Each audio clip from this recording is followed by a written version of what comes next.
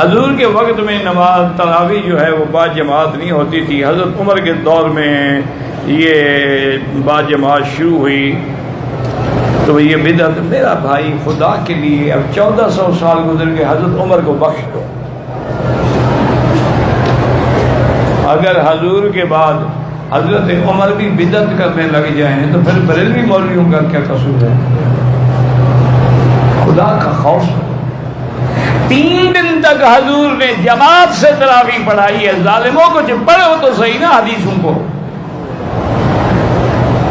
چوتھے دن صحابہ بیٹھے رہے گے ابھی حضور آئیں گے پڑھانے کے لیے, لیکن حضور نہیں آئے. صبح کو فرمایا کہ میں سن رہا تھا, تم بیٹھے تھے, تم کھنکھاتے تھے تاکہ میں سو گیا ہوں, میں جاگ رہا تھا, لیکن میں نے اس لیے نہیں پڑھائی کہ اللہ کو اگر یہ نماز پسند آ جائے, اللہ اس کو بھی فرض کر دے تو میری امت مشکل میں پڑ جائے گی.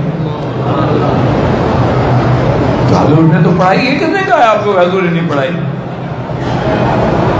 حضرت عمر رضی اللہ تعالی عنہ نے صحابہ کو ایک قاری کے پیچھے جمع کر دیا. یار الگ الگ نہ پڑھا کرو, ایک کے پیچھے کھڑے ہو جاؤ.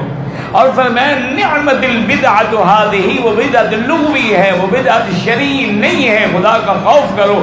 اگر خلفائے راشدین بھی بدعت کرتے ہیں تو اور کون بچ سکتا ہے؟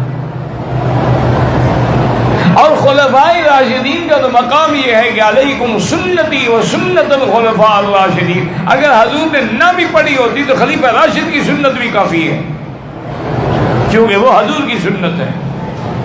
اور پھر اس میں اجماع صحابہ ہے کہ کسی صحابی نے اعتراض بھی نہیں کیا. اللہ کا نام لوگ کیا کہتے ہو لوگوں کو, نعوذ باللہ.